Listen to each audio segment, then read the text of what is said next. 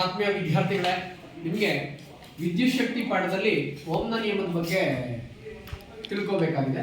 ನಿಮಗೆ ಗೊತ್ತಿದೆ, ಇಲ್ಲಿ ಎರಡು ಸಾಧನಗಳನ್ನು ನಾನು ಇಟ್ಕೊಂಡಿದ್ದೀನಿ. ಮೊದಲನೇದು ಅಮೀಟರ್ ಅಂತ ಕರಿತೀವಿ, ಎರಡನೇದನ್ನ ಫೋಟೋಮೀಟರ್ ಅಂತ ಕರಿತೀವಿ. ಅಮೀಟರ್ ಅಲ್ಲಿ ನಾವೇನ್ ಮಾಡ್ತೀವಿ, ವಿದ್ಯುತ್ ಪ್ರವಾಹವನ್ನ ಅಳತೆ ಮಾಡೋದಕ್ಕೆ ಬಳಸ್ತೀವಿ. ಅದೇ ರೀತಿ ವೋಲ್ಟೋಮೀಟರ್ ನಾವು ವಿದ್ಯುತ್ ವಿಭಾವಾಂತರವನ್ನ ಅಳತೆ ಮಾಡೋದಕ್ಕೆ ಬಳಸ್ತೀವಿ.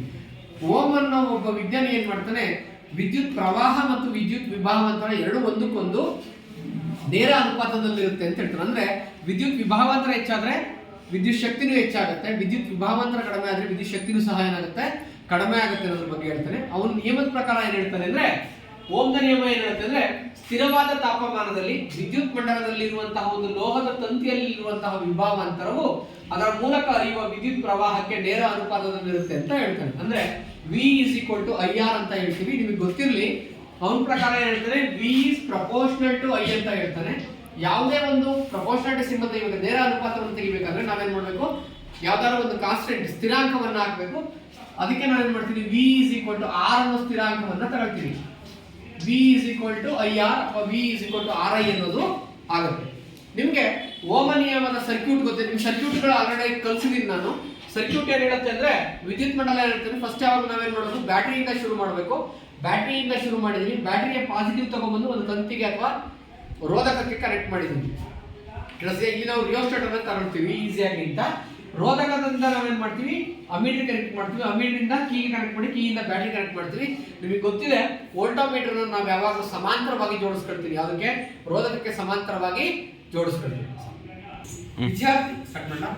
ವಿದ್ಯಾರ್ಥಿಗಳೇ, ನಿಮಗೆ ಗೊತ್ತಿದೆ, ಇದನ್ನ ನಾವು ಓಮ್ನ ನಿಯಮದ ಸರ್ಕ್ಯೂಟ್ ಅಂತ ಕರಿತೀವಿ. ಇದು ರೆಡಿ ಸರ್ಕ್ಯೂಟ್ ಇದೆ, ಕೇಳಿಸ್ತೀಯಾ? ನಿಮಗೆ ಗೊತ್ತು, ಇಲ್ಲಿ ಫಸ್ಟ್ ಬ್ಯಾಟರಿ ಕನೆಕ್ಟ್ ಮಾಡಿದರೆ, ಬ್ಯಾಟರಿಯಿಂದ ತಂತಿ ಕನೆಕ್ಟ್ ಮಾಡಿ, ತಂತಿಯಿಂದ ಅಮೀಟರಿಂದ ರಿಯೋಸ್ಟಾಟ್ ಮತ್ತೆ ಕೀಗೆ ಕನೆಕ್ಟ್ ಮಾಡ್ಕೊಂಡು ಒಂದು ಕನೆಕ್ಷನ್ ಕೊಟ್ಕೊಂಡಿದ್ದಾರೆ. ಈಗ ನಾನು ಈ ಸರ್ಕ್ಯೂಟ್ ಅನ್ನ ಏನ್ ಮಾಡ್ತೀನಿ, ಆನ್ ಮಾಡ್ತೀನಿ. ಕೇಳಿಸ್ತೀಯಾ? ಆನ್ ಮಾಡಿದೆ ನಾನೇನ್ ಮಾಡ್ತೀನಿ, ರಿಯೋಸ್ಟಾಟ್ ನ ಮೂಲಕ ನಾನೇನ್ ಮಾಡ್ತೀನಿ, ವಿದ್ಯುತ್ ಪ್ರವಾಹವನ್ನು ಹೆಚ್ಚು ಮಾಡ್ತಾ ಹೋಗ್ತೀನಿ, ವಿಭಾವಾಂತರವನ್ನ ಹೆಚ್ಚು ಮಾಡ್ತಾ ಹೋಗ್ತೀನಿ.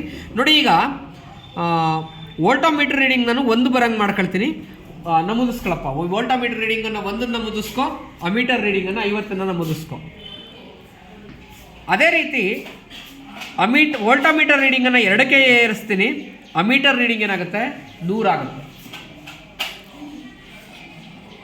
ಅದೇ ರೀತಿ ವೋಲ್ಟೋಮೀಟರ್ ರೀಡಿಂಗ್ ಅನ್ನ 3ಕ್ಕೆ ಏರಿಸ್ತೀನಿ.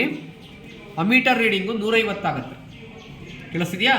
ಅದೇ ರೀತಿ ಕೊನೆಯದು ಮಾಡ್ತೀನಿ, ಗೊತ್ತಿದೆ ನಿಮಗೆ. ಇದನ್ನು ನಾನು ಏನು ಮಾಡ್ತೀನಿ, ರಿಯೋಸ್ಟಾಟ್ನ ಮೂಲಕ ಇದನ್ನು ಜಾಸ್ತಿ ಮಾಡ್ಕೊಳ್ತೀನಿ. ಇದನ್ನು 4ಕ್ಕೆ ತಗೊಂಡ್ರೆ ಇದ್ರ ಬೆಲೆ ಏನಾಗುತ್ತೆ, 200 ಆಗುತ್ತೆ. ಗೊತ್ತಿದೆಯಾ? ಈಗ ನಿಮಗೆ ಗೊತ್ತಿದೆ, R = V/I ಆಗಿದೆ. ಅಂದ್ರೆ ಅದ್ರ ಬೆಲೆ ಏನಾಗಿದೆ, ಸ್ಥಿರಾಂಕವಾಗಿ ಬರುತ್ತೆ ಅಂತ ಅವ್ರು ಹೇಳಿದ್ದಾರೆ. ಏನು ಹೇಳಿದ್ದಾರೆ, R ನ ಬೆಲೆ R = V/I ನ ಬೆಲೆ ಏನಾಗಿರುತ್ತೆ, ಅವ್ರ ಸ್ಥಿರಾಂಕ ಆಗಿರುತ್ತೆ ಅಂತ ಹೇಳ್ತಾನೆ. ಹಾಗಾದ್ರೆ ನಿಮ್ಗೆ ಗೊತ್ತು, V/I ನ ಬೆಲೆ ತಗೊಳ್ಳೋಣ. V ಎಷ್ಟು, 1, I 50, ಎರಡನೇದು 2/100 ಆಗುತ್ತೆ, ಮೂರನೇದು 3/150 ಆಗುತ್ತೆ, ನಾಲ್ಕನೇದು 4/150 ಆಗುತ್ತೆ. 4/200 ಆಗುತ್ತೆ. ಇದನ್ನ ಕ್ಯಾಲ್ಕುಲೇಷನ್ ಈ ಕಡೆ ಮಾಡೋಣ, ಸರಿನಾ? ಬೇರೆ ರಫ್ ಪೇಜಲ್ಲಿ ನೀವು ಮಾಡ್ಕೊಳ್ಳಿ, ತೋರಿಸಿರ್ತೀನಿ. 1ನ್ನ 50ರಿಂದ ಭಾಗ ಮಾಡಬೇಕು, ಹೋಗಲ್ಲ. ಅದಕ್ಕೆ ಪಾಯಿಂಟ್ ಇಟ್ಕೊಂಡೆ, 10 ಆಯಿತು, ಹೋಗಲ್ಲ. ಮತ್ತೊಂದು 0 ಹಾಕೊಳ್ತೀನಿ, 100 ಆಗುತ್ತೆ. 2ರಿಂದ ಮಾಡೋದಾಗುತ್ತೆ, 100 ಆಗುತ್ತೆ. ಹಾಗಾದ್ರೆ 1ನ್ನ 50ರಿಂದ ಭಾಗಿಸೋದ್ರ ಬೆಲೆ ಏನಾಗಿರುತ್ತೆ, 0.02 ಆಗಿರುತ್ತೆ. ಅದೇ ರೀತಿ 2ನ್ನ 100ರಿಂದ ಭಾಗ ಮಾಡೋಣ, ಸರಿತಾನೆ? 2 100ರಿಂದ ಭಾಗ ಆಗುತ್ತೋ ನೋಡೋಣ, ಹೋಗಲ್ಲ.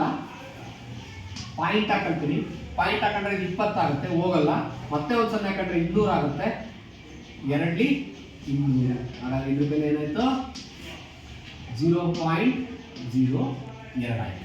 ಅದೇ ರೀತಿ 3ನ್ನ 150ರಿಂದ ಭಾಗಿಸೋಣ. 3 150ರಿಂದ ಭಾಗ ಆಗಲ್ಲ. ಅದಕ್ಕೆ ನಾನು ಏನು ಮಾಡ್ತೀನಿ, 0 ಹಾಕೊಂಡು ಪಾಯಿಂಟ್ ಇಟ್ಟರೆ 30 ಆಗುತ್ತೆ, ಹೋಗಲ್ಲ. ಮತ್ತೆ 0 ಹಾಕೊಳ್ತೀನಿ, 300 ಆಗುತ್ತೆ. 152 300 ಆಗುತ್ತೆ. ಹಾಗಾದ್ರೆ ಇದ್ರ ಬೆಲೆ ಏನಾಯ್ತು, 0 ಆಯಿತು. ಸಾರಿ, 0.02 ಆಯಿತು. ಅದೇ ರೀತಿ 4ನ್ನು 200ರಿಂದ ಭಾಗಿಸಿದ್ರೆ 0.02 ಆಗುತ್ತೆ. ಹಾಗಾದ್ರೆ ನಿಮ್ಗೆ ಗೊತ್ತಾಯ್ತು, R ನ ಬೆಲೆ ಏನಾಗಿದೆ, ಸ್ಥಿರಾಂಕ, ಕಾನ್ಸ್ಟೆಂಟ್ ಆಗಿ. ಇದನ್ನೇ ಅವ್ರು ಏನು ಮಾಡ್ತಾರೆ, ಓಮ್ನ ನಿಯಮದ ಪ್ರಕಾರ ಹೇಳ್ತಾರೆ. ಧನ್ಯವಾದ.